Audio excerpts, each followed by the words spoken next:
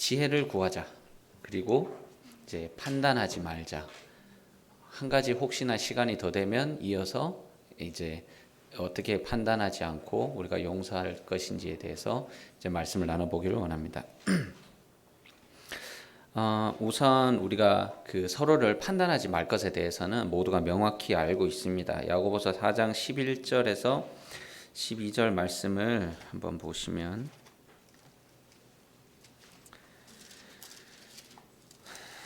야고보서 4장 11절 이제 12절입니다.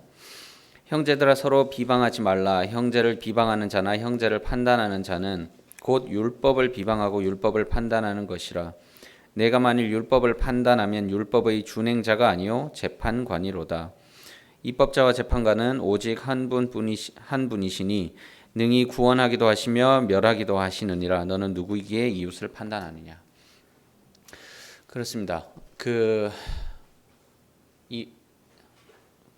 사도 바울께서는 나도 나를 본인도 본인을 판단하지 않는다라고 말씀을 하셨고요. 그래서 우리가 이제 서로 성도를 보면서 또 세상 속에서도 어쨌든 사람들을 보면서 이제 조금씩은 판단을 하게 됩니다. 저 사람 왜 저러지? 저런 행동은 좀 그런데 저 말은 좀 아닌 것 같은데.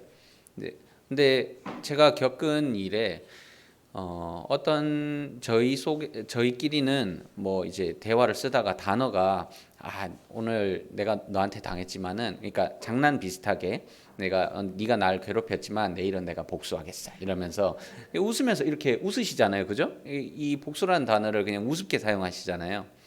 그런데 어떤 지역에서는 이 복수라는 말이 굉장히 진지하게 다가오는 거죠. 그래서 저희끼리 이렇게 막 괴롭혔네. 내일은 내가 복수해야지 이랬더니 막 펄쩍 뛰면서 아니 어떻게 성도가 복수라는 말을 사용할 수 있느냐고 이게 막 펄쩍 뛰시는 거죠. 그런 걸 볼 때 이제 우리 간의 어떤 문화의 차이나 어떤 그 자라온 환경이나 지역이나 생각에 따라서 이제 좀 그것에 대해서 다르게 접근할 수 있다라는 거죠. 그래서 그 부분을 우리가 오해하지 않고 또 그런 것으로 판단하지 않고 해야 되는데 말씀을 볼 때도 우리가 그런 부분에 있어서 조심해야 되는 부분이 있습니다. 마태복음 5장 38절부터 한번 보시겠습니다. 마태복음 5장 38절부터 42절까지 한번 보시겠습니다. 또 눈은 눈으로 이는 이로 갚으라 하였다는 것을 너희가 들었으나 나는 너희에게 이르노니 악한 자를 대적하지 말라. 누구든지 내 오른편 뺨을 치거든 왼편도 돌려대며 또 너를 고발하여 속옷을 가지고자 하는 자에게 겉옷까지도 가지게 하며 또 누구든지 너로 억지로 오리를 가게 하거든 그 사람과 심리를 동행하고 내게 구하는 자에게 주며 내게 꾸고자 하는 자에게 거절하지 말라. 제가 주목하고 싶은 말씀은 42절입니다. 내게 구하는 자에게 주며 내게 꾸고자 하는 자에게 거절하지 말라. 이 말씀이 어떻게 다가오시나요? 굉장히 큰 부담으로 다가오지 않으시나요? 누군가 와서 나한테 꾸고자 할 때 거절하지 말라는 겁니다. 그래서 이제 한 예시를 들어보겠습니다. 한 사람이 이제 신실하게 이렇게 살아가다가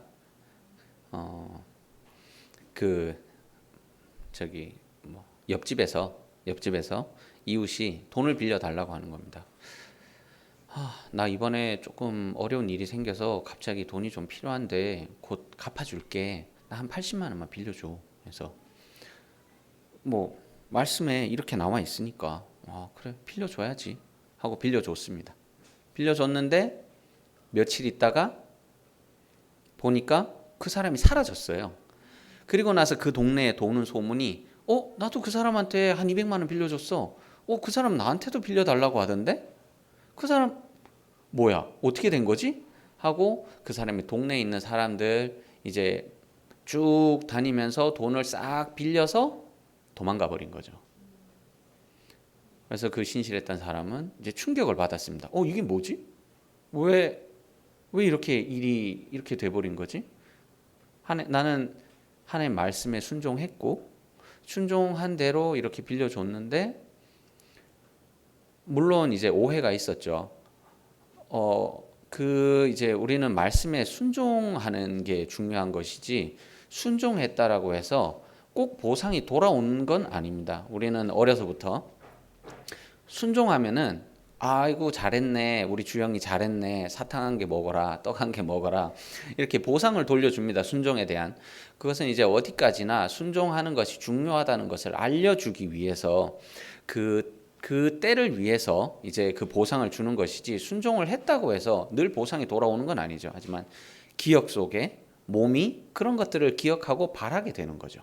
난 순종했으니까 이게 적절한 보상이 돌아오겠지. 이렇게 내가 돈을 빌려줬으면은 내가 하나님 말씀에 따라 순종했으니, 그러면은 이제 뭐 그 돈을 최소한 누군가 갚아주든지 아니면은 그 이상의 뭔가 잘했다는 칭찬이 돌아오겠지라는 모종의 기대를 하게 됩니다. 그러나 그 기대가 잘못됐다라는 건 아니고요. 그렇게 기대할 만한, 실상은 딱히 그 보상이 꼭 돌아와야 된다는 그런 거는 제가 조금 아니라고 생각을 합니다. 그런 부분은 좀 밀어두시는 게 좋은 것 같고, 어쨌든 오늘 드리고 싶은 말씀은 그 말씀이라기보담도 자, 그래서 그 사람이 들고 도망을 갔어요. 그래서 그거에 대해서 이제 고민이 되는 거죠. 이게 무슨 일인가? 나는 말씀에 순종했는데 왜 이렇게 된 건가? 이제 고민이 되고, 그리고 나서 얼마쯤 지나서 이번에는 더 가까운 친구가 부탁을 합니다. 친구가 한 100만 원을 빌려달래요. 더 큰 돈을 빌려달래요. 그러면서 이번에 전셋집으로 뭐 하는데 돈이 좀 부족해가지고 한 돈 100만 원만 나 좀 빌려주면 안 되나? 했더니 이제 그 신실한 사람은 이제 갈등이 되기 시작하는 겁니다. 내가 한번 당했는데 이거 또 해야 되나? 고민이 되기 시작하는 거죠. 그리고 나서는 결국은 안 빌려주고 얼마간의 시간이 지나서 그 친구와는 서먹서먹한 사이가 되어버리고, 근데 그 친구가 먼저 이야기를 하는 겁니다.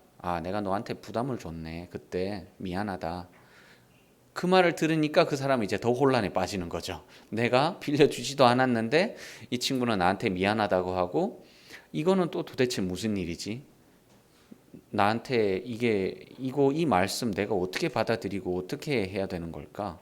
이제 더 혼란에 빠지게 되는 거죠. 그래서 우리는 말씀을 대할 때도 지혜롭게 그 말씀이 무엇을 말씀하시고자 하는가에 대해서 조금 더 이제 고민을 하고 생각을 해봐야 된다라고 말씀을 드리고 싶습니다. 그 38절에서 42절을 읽었는데 그 앞쪽으로 가셔서 자, 조금 더 읽어보시도록 하겠습니다. 그 뒤쪽부터 보시겠습니다. 자, 38절부터 다시 한번 쭉 밑에까지 48절까지 한번 보시겠습니다.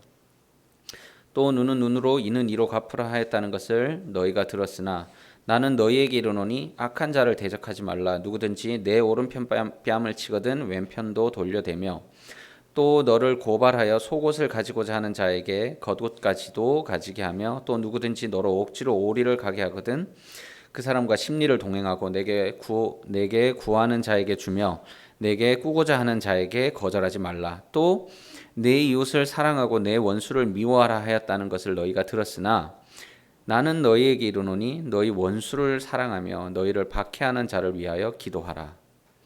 이같이 한즉 하늘에 계신 너희 아버지의 아들이 되리니 이는 하나님이 그 해를 악인과 선인에게 비추시며 비를 의로운 자와 불의한 자에게 내려주심이라.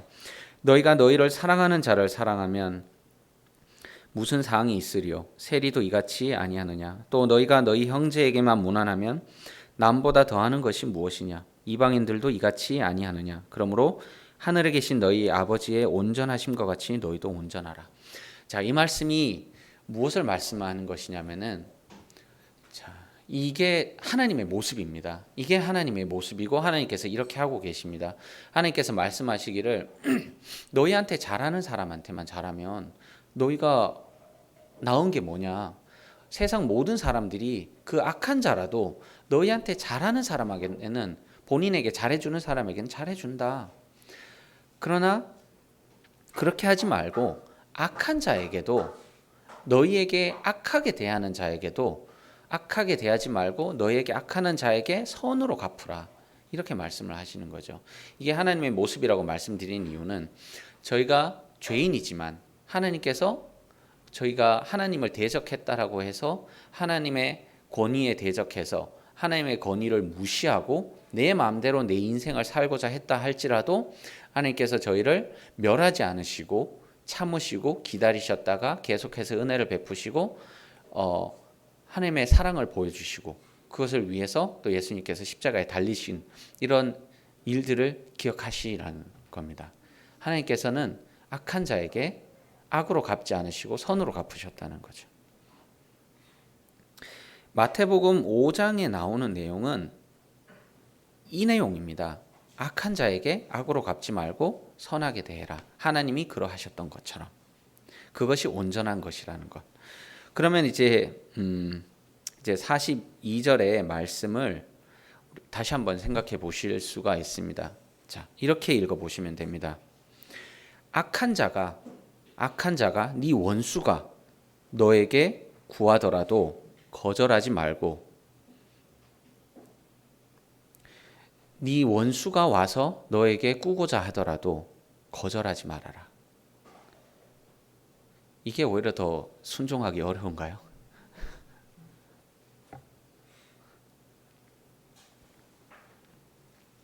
이렇게 해서 하나님의 사랑을 드러내고 하나님의 말씀을 이제 하나님의 말씀이 어떠한 것임을 저희가 알기를 바라신다라고 저는 그렇게 생각을 합니다. 5장의 내용을 쭉 읽어보시면 다 그런 내용입니다. 하지만 이제 짧게 이렇게 말씀을 드리는 거고요. 근데 예수님께서 이 말씀을 하신 이유가 있습니다. 왜 이 말씀을 하셨냐면은 제가 이야기의 끝에서 지금 앞으로 조금씩 당겨가고 있는데 자 한번 보시죠. 21절부터 한번 5장 21절부터 한번 읽어보겠습니다. 옛사람에게 말한 바 살인하지 말라 누구든지 살인하면 심판을 받게 되리라 하였다는 것을 너희가 들었으나 나는 너희에게 이르노니 형제에게 노하는 자마다 심판을 받게 되고 형제를 대하여 라가라 하는 자는 공회에 잡혀가게 되고 미련한 놈이라 하는 자는 지옥불에 들어가게 되리라. 그러므로 예물을 제단에 드리려다가 거기서 내 형제에게 원망 들을 만한 일이 있는 것이 생각나거든 예물을 제단 앞에 두고 먼저 가서 형제와 화목하고 그 후에 와서 예물을 드리라. 너를 고발하는 자와 함께 길에 있을 때에 급히 사와하라. 그 고발하는 자가 너를 재판관에게 내어주고 재판관이 옥리에게 내어주어 옥에 가둘까 염려하라. 진실로 내게 이르노니 내가 한 푼이라도 남김없이 다 갚기 전에는 결코 거기서 나오지 못하리라. 27절 또 간음하지 말라 하였다는 것을 너희가 들었으나 난 너희에게 이르노니 음욕을 품고 여자를 보는 자마다 마음에 이미 간음하였느니라. 또 33절 또 옛 사람에게 말한 바 헛 맹세를 하지 말고 내 맹세한 것을 주께 지키라 하였다는 것을 너희가 들었으나 난 너희에게 이르노니 도무지 맹세하지 말지니 하늘로도 하지 말라. 이는 하나님의 보좌이며 땅으로도 하지 말라. 이는 하나님의 발등상이며 예루살렘으로도 하지 말라. 이는 큰 임금의 성이며. 또 뒤에서 계속 나옵니다. 38절 한 번 더 읽어보겠습니다. 또 눈은 눈으로 이는 이로 갚으라 했다는 것을 너희가 들었으나 나는 너에게 이르노니 악한 자를 대적하지 말라. 자, 이렇게 계속 나옵니다. 이 말씀을 왜 하셨냐 하면 그 당시에 사람들이 이 율법을 무언가를 하라라는 이런 내용보다는 무언가를 하지 말라, 무언가를 하면 안 된다라는 내용으로 받아들였기 때문인데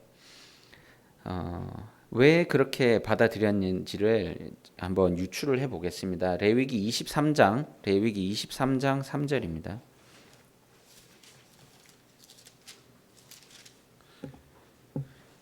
23장 3절에 보시면 이제 그 안식일에 대한 내용이 나옵니다. 엿새 동안은 일할 것이요 일곱째 날은 쉴 안식일이니 성회의 날이라. 너희는 아무 일도 하지 말라. 이는 너희가 거주하는 각처에서 지킬 여호와의 안식일이니라. 자, 하나님께서 이렇게 명령을 하셨죠. 안식일에 아무것도 하지 말라. 자, 근데 안식일이 다가왔습니다. 안식일이 다가왔는데 아무것도 하지 말라고 하셨어요. 아무것도 하지 말라고 하셨는데 어디까지가 아무것도 하지 만 것인지를 어떤 그 말씀에 의한 그 어디까지인지에 대해서 이제 알지를 못하는 거죠. 일종의 뭐 사회적 합의가 없는 거죠. 사회적 합의가 없어요. 그래서 아무것도 하지 말라고 하니까 일단 두려움이 다가옵니다. 뭘 어떻게 하지? 나 문고리도 열면 안 되나? 내가 일어나서 앉는 것도 안 되나? 아무것도 하지 않는 게 숨은 쉬어도 되겠지? 이렇게 이제 겁이 나는 거죠. 그리고 아무것도 안 하려고 해도 뭔가 그래도 나가서 화장실은 가야 되고 뭔가는 해야 되겠는데 이거 내가 화장실은 집 밖에 떨어져 있는 화장실인데 거기 갔다가 내가 돌 맞아 죽는 거 아닌가? 아무것도 하지 말라 그랬는데 내가 나가서 뭔가 꿈틀꿈틀하고 있으니까 사람들이 벌떼같이 들고 일어나서 너 하나님 말씀 어겼네. 그러면서 돌 들고 와서 나 죽이는 거 아닌가? 이런 겁이 나는 거죠. 그래서 이제 사회적 합의가 필요한 겁니다. 어디까지가 아무것도 안 하는 거예요? 이제 장로님들께 가서 물어보겠죠. 아무것도 안 하는 게 뭐예요? 어디까지가 그런 거예요? 그러다 보니 이제 아무것도 안 하는 거는 그래도 뭐 이런 정도야. 이런 정도까지는 아무것도 안 하는 거지. 우리가 밥은 먹어야 되고 화장실은 가야 안 되겠어? 뭐 그런 거는 이제 허용해 줘야지. 그래서 하나씩 둘씩 이제 그 어떤 큰 대법령 위에 아무 안식일을 거룩하게 지켜서 쉬어라라는 대법령 아래 이거는 그래도 해도 되는 거야라고 하나씩 법령 조항들이 붙기 시작합니다. 그러다 보니 여기서 이제 사람들이 문제가 생기기 시작하죠. 뭐냐면은 그 법령만 피하는 겁니다. 이것까지는 허용되니까 이거 안에서는 내가 해도 되지. 이것까지는 괜찮다고 이제 우리 어떤 합의를 봤으니까 내가 이것까지는 해야지. 그러다가 이제 그 머리가 잔꾀가 점점 다른 쪽으로 흘러가게 되는 거죠. 뭐냐면 예수님께서 말씀하신 것처럼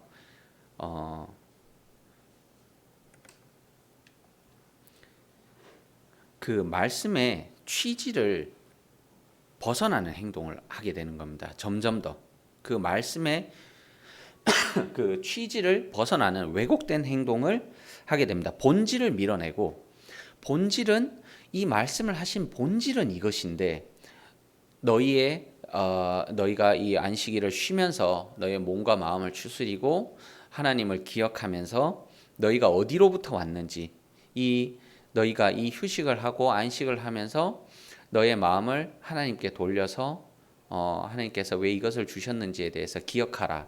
그리고 그렇게 쉬면서 또 네 주변 이웃을 돌아보면서 이웃을 사랑하라. 이런 말씀이셨을 텐데 이제 그것은 사라지고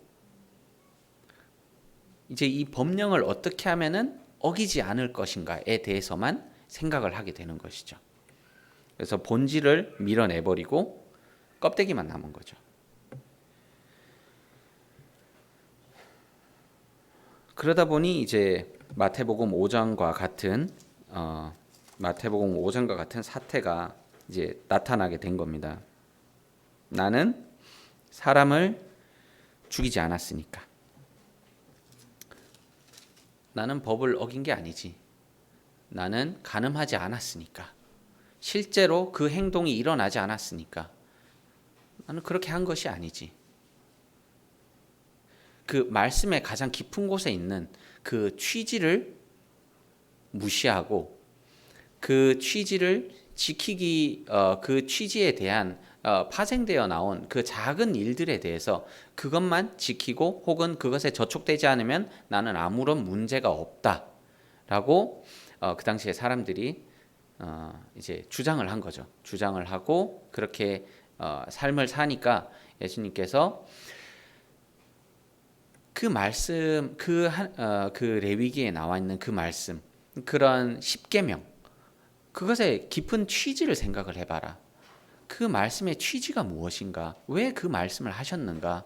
너희는 그 말씀의 가장 깊은 것인 그 말씀의 취지를 생각하지 않고 오히려 그 껍데기들만 붙들고 애를 쓰고 있구나. 그 껍데기들만 지키면서 나는 이 모든 것을 다 지켰다라고 얘기하고 있구나. 라고 예수님께서 이제 질타를 하신 것이죠. 왜냐하면 실제로 이제 법정에 가면은 그렇습니다.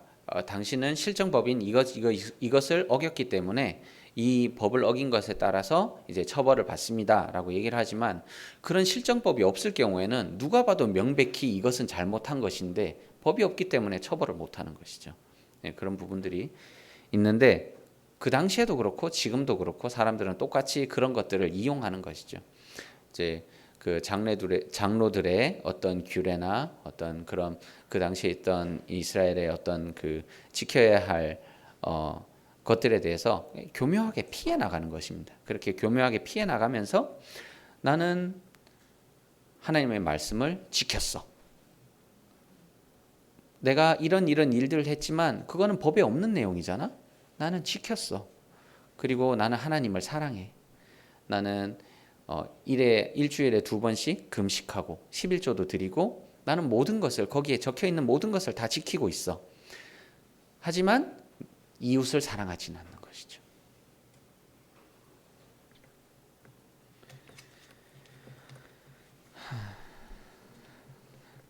그래서 말씀에 있는 저희도 동일하게 말씀을 대할 때 말씀에 이렇게 하라고 되어 있으니까 내가 이건 지켰어. 그러니까 나는 하나님을 사랑하고 말씀을 지킨 거야. 그러면 됐지 뭐. 사실 이렇게 생각하기보담도 그 말씀이 주신 취지가 무엇인가에 대해서 저희는 오히려 더 깊이 고민을 해봐야 됩니다. 저는 이 모든 말씀을 주신 취지는 하나님을 사랑하고 내 이웃을 사랑하라. 그것이 이 모든 말씀의 취지라고 생각을 합니다. 그렇다고 이제 행위는 무시해도 되느냐? 그 말씀은 아니죠. 마태복음 23장 23절을 한번 보시겠습니다.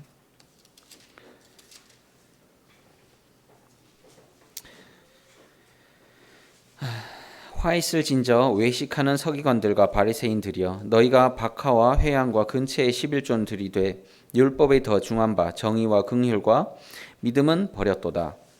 그러나 이것도 행하고 저것도 버리지 말아야 할지니라. 그렇습니다. 이 균형감을 유지하는 것이 너무나 중요합니다. 나는 이것을 행하니까 나는 하나님의 말씀의 근본을 알고 내가 내 이웃을 사랑하니까 어떤 그 겉으로 드러나는 부분에 대해서는 그거는 뭐 별 상관없지 않아. 나는 내 마음은 이미 하나님을 향해 있거든. 그러니까 뭐 예배에 참석 안 해도 되고 그다음에 뭐 이런 부분들의 11조도 뭐 이런 것도 내가 지금 상황은 어렵지만 내 마음은 하나님을 사랑하니까 그런 것들은 뭐 상관없지. 이렇게 하라는 말씀이 아닌 것이죠. 근본 취지는 알되 그에 뒤따르는 행위들에 대해서도 무시하지 말아라 라고 그 균형감에 대해서 그것이 있다면 실제로 하나님을 사랑하는 그 마음이 있다면 그 마음은 당연히 그 행동으로 나오게 되고 내 입으로 그 말이 나오게 되는 겁니다. 내 속에 하나님의 사랑이 가득한데 악한 것이 막 나오고 있다. 하지만 나는 하나님을 사랑해 라고 말한다면 이거는 뭔가 이상한 것이죠. 내 속에 있는 것이 입 밖으로 나오게 되는 겁니다. 내가 생각하는 것이 내 입으로 흘러나오게 되고 내가 원하는 것이 내가 원하는 것을 이제 내가 추구하게 되고, 내가 원하지 않는 것을 추구하지 않잖아요. 내가 추구하면은 그 추구함이 행동으로 나오게 되고, 그런 것입니다. 마태복음 이제 5장 20절 가보시면, 내가 너희에게 이르노니 너희 의가 서기관과 바리새인보다 더 낫지 못하면 결코 천국에 들어가지 못하리라. 동일한 말씀입니다. 그것이 내 속에 있다면, 그것이 너의 속에 있다면, 그것이 네가 추구하는 바라면, 너는 그 추구하는 바를 따라서 그런 삶을 살게 될 것이고, 그것이 밖으로 드러나게 될 것이라는 것에 대해서 말씀을 하시는 것이죠.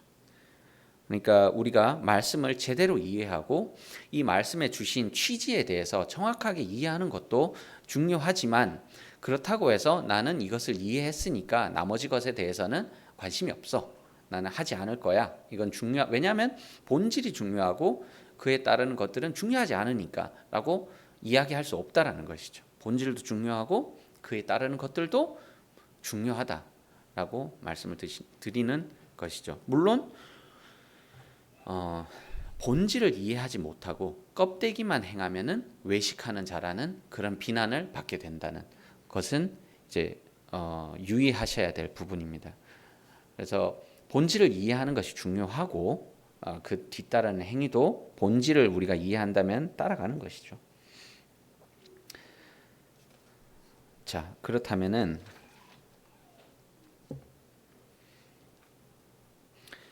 우리가 따라가야 할 그 행위가 무엇인가에 대해서 제가 몇 가지 생각을 해봤는데, 그 중에서 이 말씀을 드리고 싶습니다. 누가복음 11장 1절부터 4절입니다.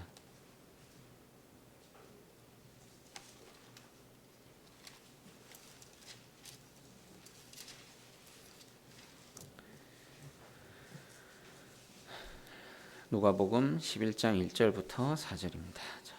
예수께서 한 곳에서 기도하시고 마치심에 제자 중 하나가 여짜오되, 주여, 요한이 자기 제자들에게 기도를 가르친 것과 같이 우리에게도 가르쳐 주옵소서.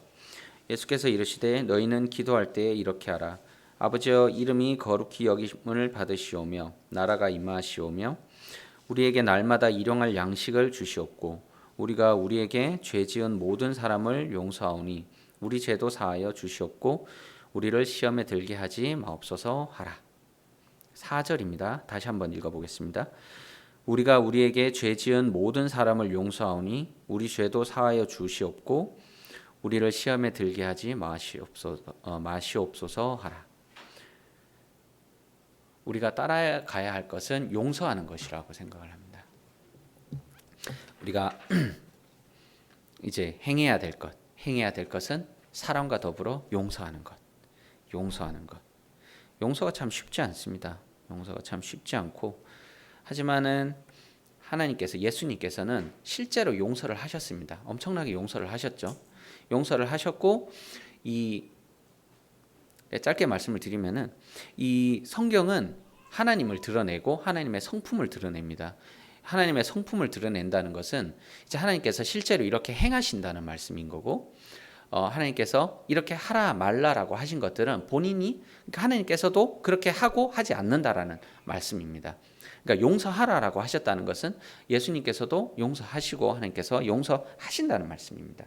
그러니까 어떻게 용서를 하셨느냐 보시길 원합니다. 누가복음 22장 14절부터 보시기 원합니다.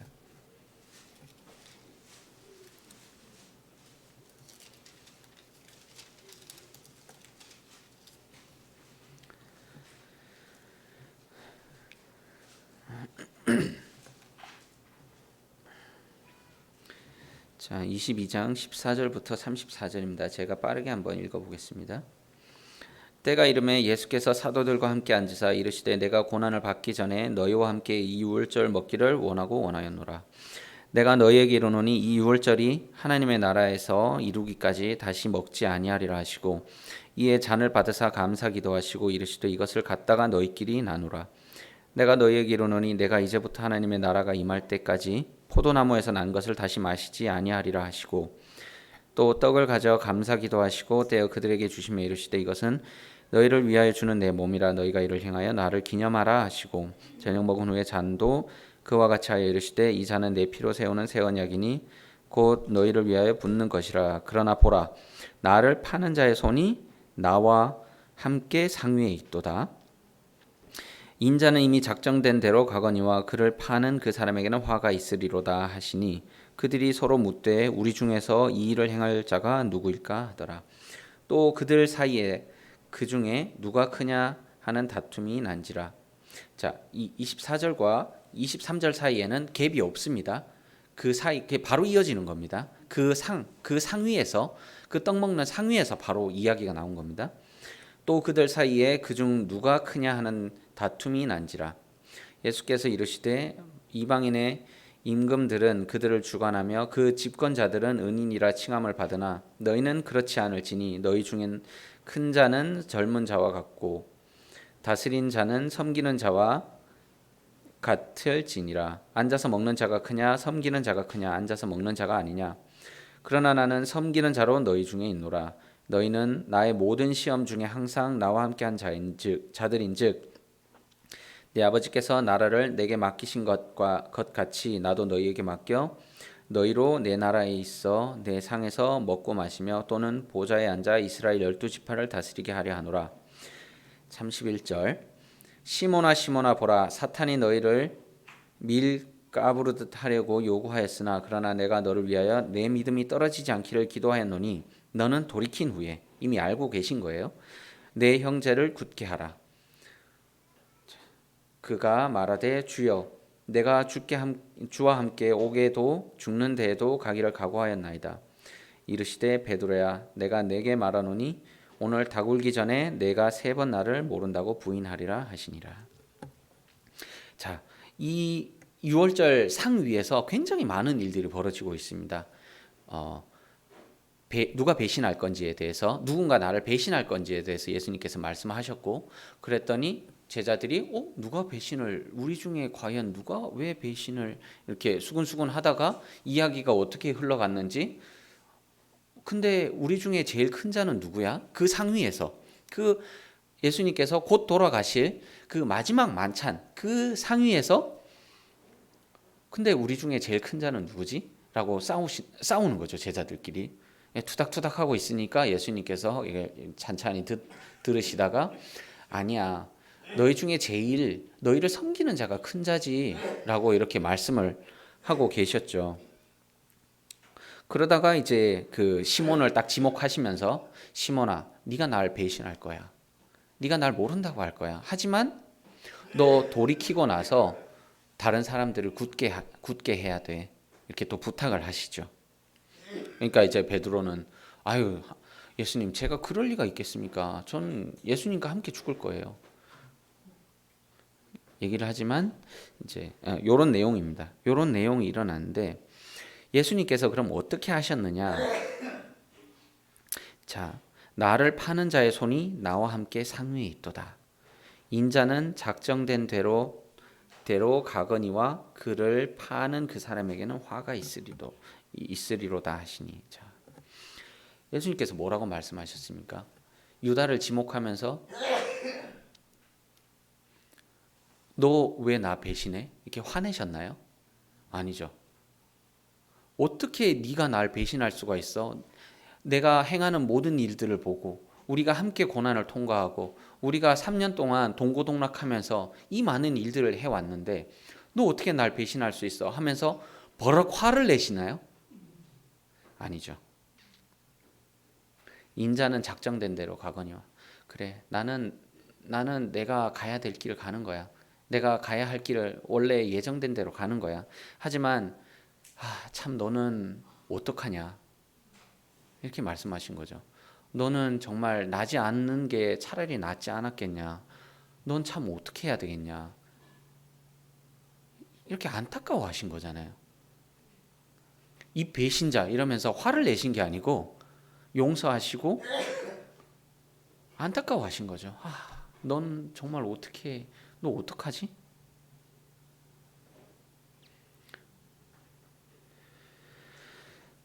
그리고 24절 한번 보시겠습니다. 또 그들 사이에서 그중 누가 크냐 하는 다툼이 난지라. 앞쪽의 내용을 보시면은 예수님께서 이 예루살렘을 향해 들어오실 때 그 제자들이 모두가 나와서 왕이여 어서 오시옵소서 하면서 이렇게 막 그 주의 이름으로 오신 이여 뭐 만세하면서 이제 옷을 벗어서 깔고 나뭇잎을 벗어서 잘라서 깔고 이러면서 예수님을 왕으로 예루살렘에 모셨습니다. 그리고 이제 제자들은 기대를 했겠죠. 자, 이제 왕으로 오셨으니까 예수님 왕 되시겠네. 그래서 막 이제 기쁨에 들떠 있는 거죠.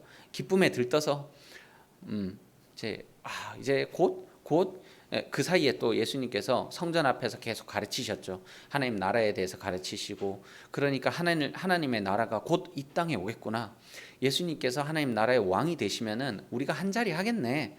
면서 예수님은 며칠 후면 돌아가실 그 마지막 자리에서 그것에 대해서 말씀을 하시는데 제자들은 너무 막 마음에 들떠가지고 내가 한 자리 할 거야, 네가 한 자리 할래? 나는 국방부 장관, 너는 뭐 할래? 난 총리 할래? 내가 총리해야지 이러면서 막 들떠서 이러고 있었던 거죠. 그러니까 제자들은 누가 배신한다는 거지? 이해가 안 되는 거죠. 좀 있으면은 한 자리 할 건데 왜 배신해? 이상한 거 아니야?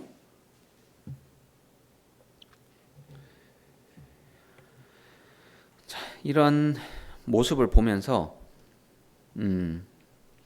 예수님은 아셨죠. 좀 있으면은 나는 예정된 대로 갈 거야. 십자가에 달릴 거야. 근데 너희 모습을 보니까 너희들 지금 헛다리 짚고 있네. 참.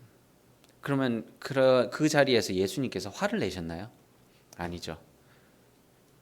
그 제자들의 그 무지함을 또 용서하셨죠. 그러면서 베드로에게 또 말씀을 하셨죠. 너 나 배신할 거야. 그런데 이 말씀에 화가 묻어 있나요? 아니죠. 너 나 베드로야. 너 나 배신할 거야. 내가 알아. 그것도 한 번도 아니고 3번이나. 겨우 닭이 2번 울기 전에 그 짧은 시간 동안에 네가 3번이나 나를 부인할 거야. 하지만 난 널 용서했고 너는 이제 돌이킬 거야. 돌이키고 난 후에 다른 사람들을 네가 굳게 하는 반석이 되어라. 이렇게 용서하신 거죠.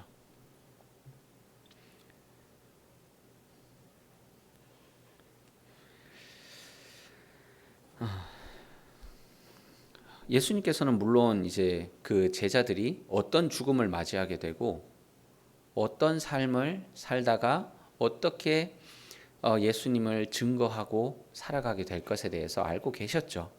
알고 계셨으니까 베드로에게도 너 이렇게 돌이킨 후에 다른 제자들, 다른 사람들을 굳게 해라라고 말씀하셨지만 당장 그 자리에서, 당장 그 식탁 위에서 배신자를 눈앞에 보고 있는데 어떻게 화를 안 낼 수 있으며, 당장 그 자리에서 그 식탁에서 나는 내일 모레 십자가에 매맞고 십자가에 못 박히게 될 건데 너희들이 이러고 있는 모습을 보면서 어떻게 화를 내지 않으실 수가 있으며, 당장 내 눈앞에서 펼쳐진 이 광경에 대해서 어떻게 그러실 수가 있는가.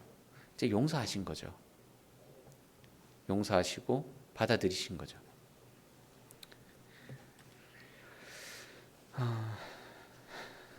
누가복음 11장 1절부터 4절 다시 한번 읽어보시겠습니다.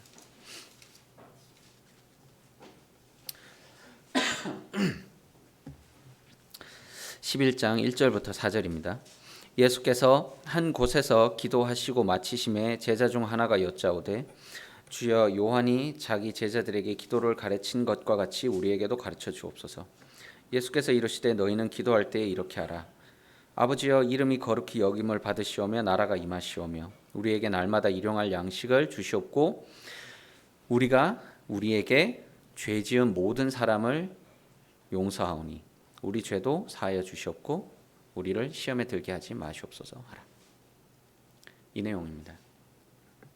우리가 가야 할 길, 그리스도인이 가야 할 길은 이 기도에 담겨 있습니다.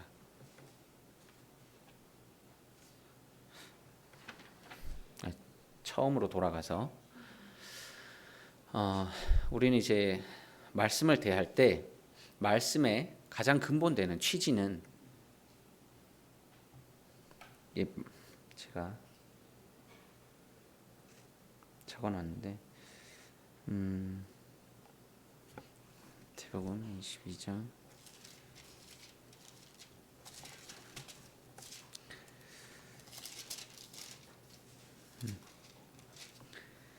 자, 마태복음 22장 제가 읽겠습니다.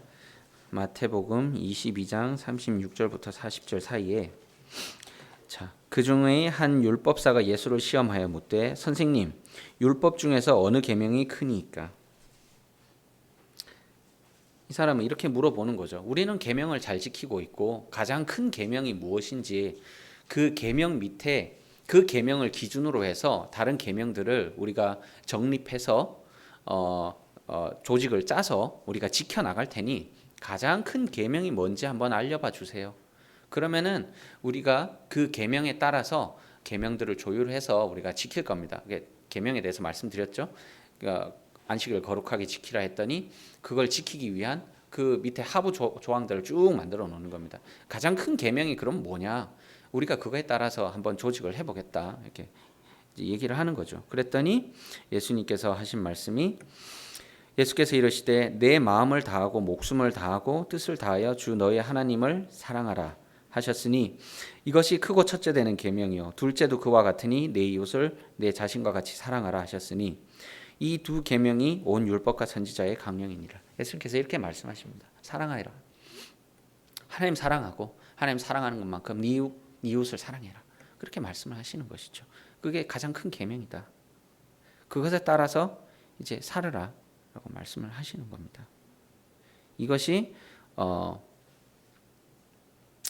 저는 그 성경에 나타난 가장 큰 것이라고 말씀드리고 싶고 이것이 우리 그리스도인이 따라서 가장 그 말씀을 볼 때 가장 마음에 두고 주목해서 이 기준을 가지고 말씀을 이제 읽어 나가야 된다라고 말씀을 드리고 싶습니다.